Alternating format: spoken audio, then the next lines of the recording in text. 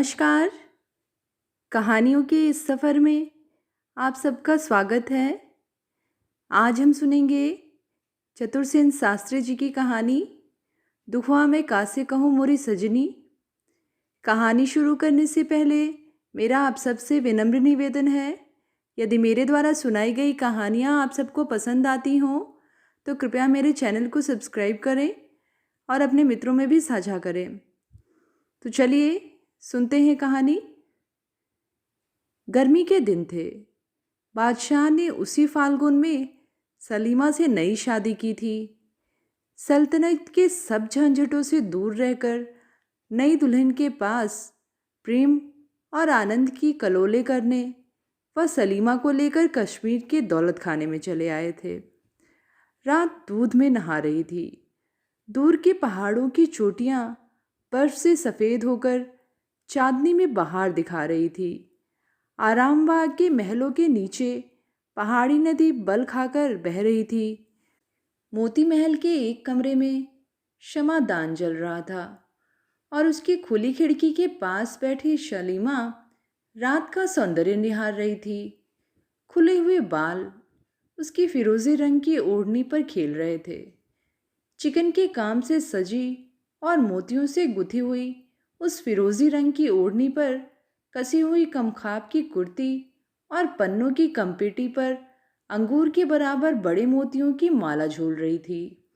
सलीमा का रंग भी मोती के समान था। उसकी देह की गठन निराली थी। संगमरमर के समान पैरों में जरी के काम के जूते पड़े थे, जिन पर दो हीरे धक धक चमक रहे थे।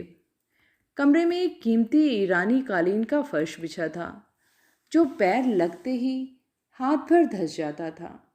सुगंधित मसालों से बने हुए शमादान जल रहे थे। कमरे में 4 पूरे कद के आईने लगे थे। संगमरमर के आधारों पर सोने चांदी के फूलदानों में ताजे फूलों के गुलदस्ते रखे थे। दीवारों और दरवाजों पर चतुराई से गुथी हुई नाग केसर और चंपे की मालाएं झूल रही थीं, जिनकी सुगंध से कमरा महक रहा था। कमरे में अनगिनत बहुमूल्य कारीगरों की देश विदेश की वस्तुएं करीने से सजी हुई थीं। बादशाह 2 दिन से शिकार को गए थे। आज इतनी रात हो गई, अभी तक आए नहीं। सलीमा चांदनी में दूर तक आंखें बिछाए सवारों की गर्द देखती रही। आखिर उससे न रहा गया। वह खिड़की से उठकर अनमनी सी होकर मसनद पर आ बैठी। उम्र और चिंता की गर्मी जब उससे सहन न हुई, तब उसने अपनी चिकन की ओढ़नी भी उतार फेंकी और आप ही आप झुलसाकर बोली, कुछ भी अच्छा नहीं लगता, अब क्या करूं? इसके बाद उसने पास रखी बीन उठा ली। 2-4 उंगली चलाई, मगर स्वर न निकला। उसने भुनभुना कर कहा, मर्दों की तरह यह भी मेरे वश में नहीं है। सलीमा ने उकताकर उसे रखकर दस्तक दी। एक बांदी दस्तबस्ता हाजिर हुई। बांदी अत्यंत सुंदरी और कमसिन थी।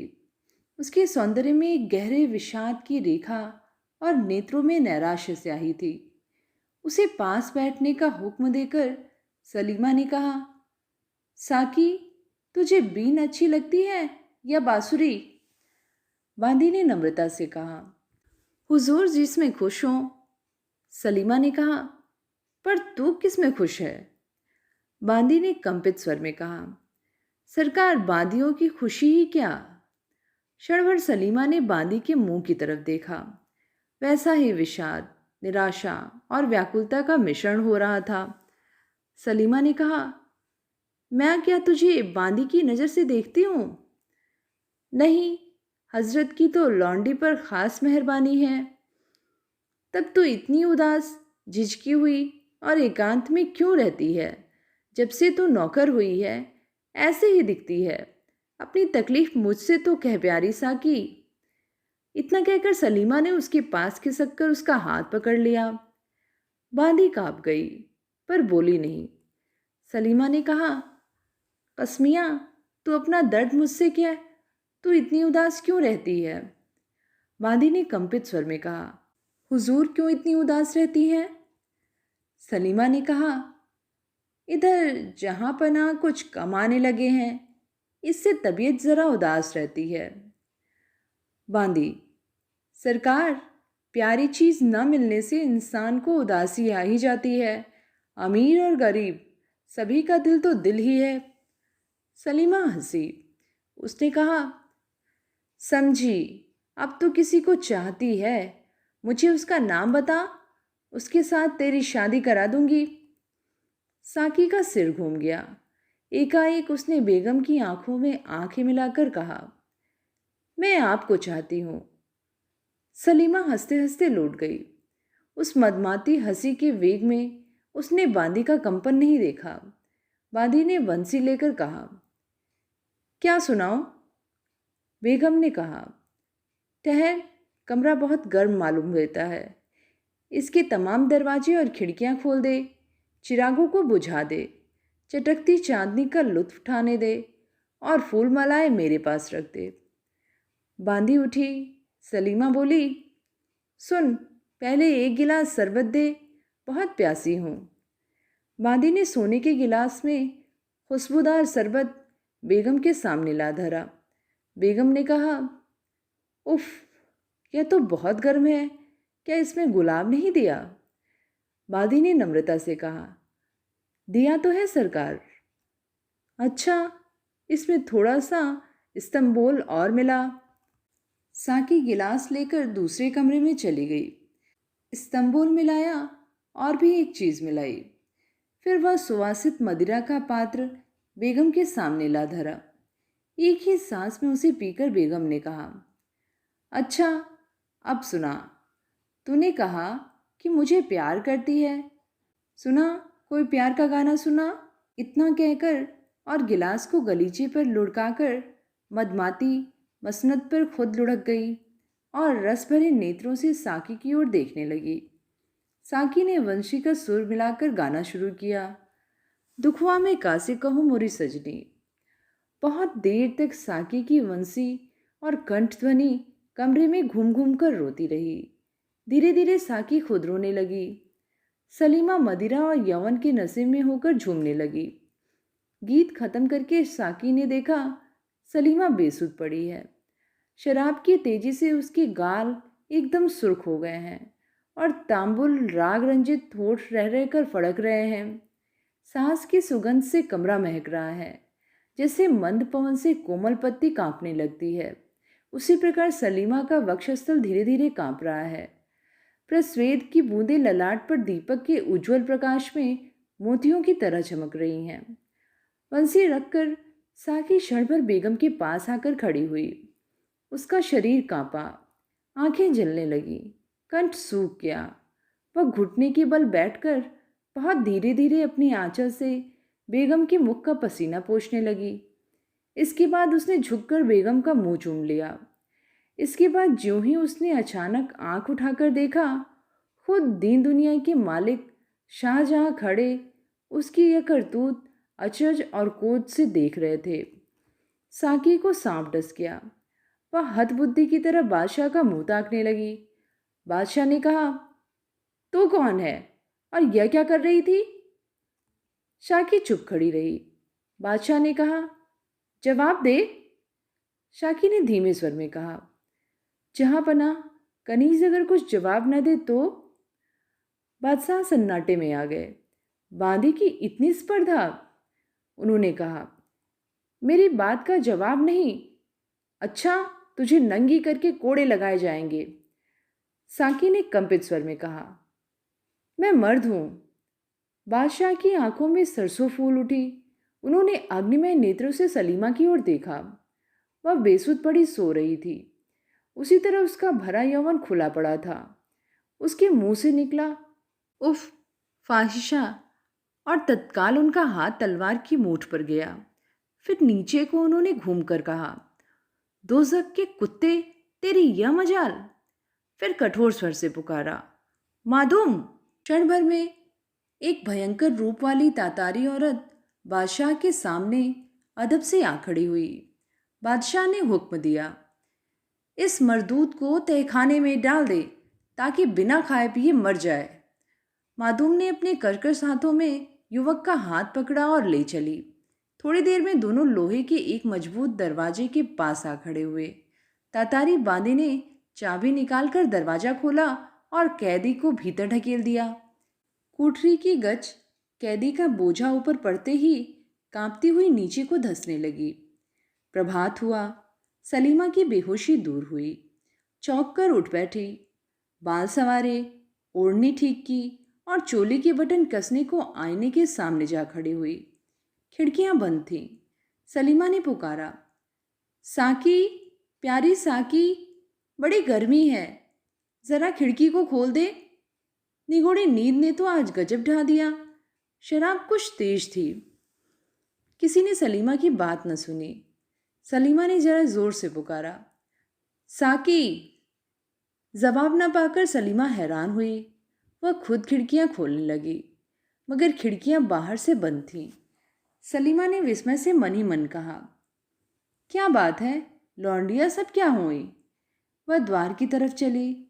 देखा, एक तातारी बांधी नंगी तलवार लिए पहरे पर मुस्तैद खड़ी है। बेगम को देखते ही उसने सिर झुका लिया। सलीमा ने क्रोध से कहा, तुम लोग यहाँ क्यों हो? बादशाह के हुक्म से। क्या बादशाह आ गए? जी हाँ। मुझे इतला क्यों नहीं की? हुक्म नहीं था। बादशाह कहाँ है? जीनत महल के दौलत खाने पर।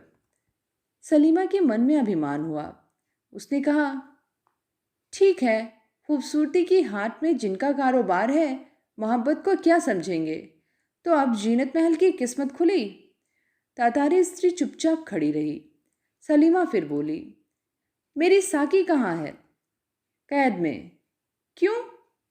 जहां पनाह का हुक्म था। उसका कसूर क्या था? मैं अर्ज नहीं कर सकती। कैद खाने की चाबी मुझे दे, मैं अभी उसे छुड़ाती हूँ। आपको अपने कमरे से बाहर जाने का हुक्म नहीं है। तब क्या मैं भी कैद में हूँ? जी हाँ। सलीमा की आंखों में आंसू भर आए। वह लौटकर मसनद पर पड़ गई और फूट फूट कर रोने लगी। कुछ ठहर कर उसने एक खत लिखा, हुजूर, मेरा कसूर माफ़ फरमाएं। दिन भर की थकी होने से ऐसी बेसुध सो गई कि हुजूर के इस्तकबाल में हाजिर न रह सकी, और मेरी उस प्यारी लौंडी की भी जाबक्सी की जाए।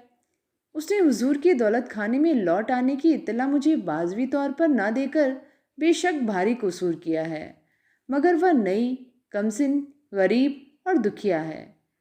कनीज़ सलीमा। चिट्ठी बादशाह के पास भेज दी गई। बादशाह की तबीयत बहुत नासाज थी। तमाम हिंदुस्तान के बादशाह की औरत फ़ाइज़ा निकले। बादशाह अपनी आंखों से परपुरुष को उसका मुंह चूमते देख चुके थे। वह गुस्से से तिलमिला रहे थे और गम गलत करने की अंधाधुंध शराब पी रहे थे। जीनत महल मौका देखकर सौतिया डाक का बुखार निकाल रही थीं। तातारी बांदी को देखकर बादशाह ने आग बबूला होकर कहा, क्या लाई हो? बादी ने दसबस्ता अर्ज की, खुदाबंद, सलीमा बीवी की अर्जी है। बादशाह ने गुस्से से होठ चबाकर कहा, उससे कह दे कि मर जाए। इसके बाद खत में एक ठोकर मारकर उन्होंने उधर से मुंह फेर लिया। बांदी लौट आई। बादशाह का जवाब सुनकर सलीमा धरती पर बैठ गई। उसने बांदी को बाहर जाने का हुक्म दिया और दरवाजा बंद करके फूट फूट कर रोई। घंटों बीत गए। दिन छिपने लगा। सलीमा ने कहा, हाय, बादशाह की बेगम होना भी बदनसीबी है। इंतज़ारी करते करते आँख फूट जाए, मिन्नतें करते करते जबान घिस जाए, अदब करते करते जिस्म के टुकड़े टुकड़े हो जाएं। फिर भी इतनी सी बात पर कि मैं जरा सो गई, उनके आने पर जाग न सकी, इतनी सज़ा, इतनी बेइज्जती। तब मैं बेगम क्या हुई? जीनत और बानिया सुनेंगी तो क्या कहेंगी? इस बेइज्जती के बाद मुंह दिखाने लायक कहाँ रही? अब तो मरना ही ठीक है। अफसोस, मैं किसी गरीब की औरत क्यों न हुई। धीरे धीरे अस्तित्व का तेज उसकी आत्मा में उदय हुआ। गर्व और दृढ़ प्रतिज्ञा के चिन्ह उसके नेत्रों में छा गए। वह सांपनी की तरह चपेट खाकर उठ खड़ी हुई। उसने एक और खत लिखा, दुनिया के मालिक, आपकी बीवी और कनीज होने की वजह से आपके हुक्म को मानकर मरती हूँ। इतनी बेइज्जती पाकर एक मल्लिका का मरना ही मुनासिब है। मगर इतने बड़े बादशाह को औरतों को इस कदर नाचीज तो ना समझना चाहिए कि अदनी सी बेवकूफ़ी की इतनी बड़ी सज़ा दी जाए। मेरा कसूर तो इतना ही था कि मैं बेखबर सो गई थी। खैर, फिर एक बार हुजूर को देखने की ख्वाहिश लेकर मरती हूँ। मैं उस पाक परवरदिगार के पास जाकर अर्ज करूंगी कि वह मेरे शौहर को सलामत रखें। सलीमा खत को इत्र से सुवासित करके ताजे फूलों के एक गुलदस्ते में इस तरह रख दिया जिससे किसी की उस पर नजर न पड़े। इसके बाद उसने जवाहर की पेटी से एक बहुमूल्य अंगूठी निकाली और कुछ देर तक आंख गड़ा गड़ा कर उसे देखती रही। फिर उसे चाट गई। बादशाह शाम को हवाखोरी को नजरबाग में टहल रहे थे। दो तीन खोजे घबराए हुए आए और चिट्ठी पेश करके अर्ज की, हुजूर, गजब हो गया, सलीमा बीवी ने जहर खा लिया और वह मर रही हैं। क्षण भर में बादशाह ने खत पढ़ लिया। झपटे हुए महल में पहुंचे। प्यारी दुल्हन सलीमा जमीन पर पड़ी है। आंखें ललाट पर चढ़ गई हैं। रंग कोयले के समान हो गया है। बादशाह से रहा न गया। उन्होंने घबरा कर कहा, हकीम, हकीम को बुलाओ। कई आदमी दौड़े। बादशाह का शब्द सुनकर सलीमा ने उनकी तरफ देखा और धीमे स्वर में कहा, ज़ही किस्मत। बादशाह ने नज़दीक बैठकर कहा, सलीमा, बादशाह की बेगम होकर तुम्हें यही लाजमी था। सलीमा ने कस से कहा, हुजूर, मेरा कसूर मामूली था। बादशाह ने कड़े स्वर में कहा, बदनसीब, शाही जनान खाने में मर्द का भेस बदल कर रखना मामूली कसूर समझती है। कानों पर यकीन कभी मत करना, मगर आंखों देखी को झूठ मान लो। जैसे हजारों बिच्छुओं के एक साथ डंक मारने से आदमी तड़पता है, उसी तरह तड़पकर सलीमा ने कहा, क्या? बादशाह डरकर पीछे हट गए। उन्होंने कहा, सच कहो, इस वक्त तुम खुदा की राह पर हो। यह जवान कौन था? सलीमा ने अचकचाकर पूछा, कौन जवान? बादशाह ने गुस्से से कहा, जिसे तुमने साकी बनाकर अपने पास रखा था। सलीमा ने घबरा कर कहा, हैं? क्या वह मर्द है? बादशाह, तो क्या तुम सचमुच यह बात नहीं जानती? सलीमा के मुंह से निकला, या खुदा। फिर उसके नेत्रों से आंसू बहने लगे। वह सब मामला समझ गई। कुछ देर बाद बोली, खाविन, तब तो कुछ शिकायत ही नहीं। इस कसूर की तो यही सजा मुनासिब थी। मेरी बदगुमानी माफ़ फरमाई जाए। मैं अल्लाह के नाम पर पड़ी करती हूँ। मुझे इस बात का कुछ भी पता नहीं है। बादशाह का गला भराया। उन्होंने कहा, तो प्यारी सलीमा, तुम बेकसूर ही चली। बादशाह रोने लगे। सलीमा ने उनका हाथ पकड़कर अपनी छाती पर रखकर कहा, मालिक मेरे, जिसकी उम्मीद न थी, मरते वक्त वह मज़ा मिल गया।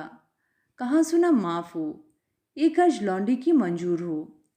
बादशाह ने कहा, जल्दी कहो सलीमा।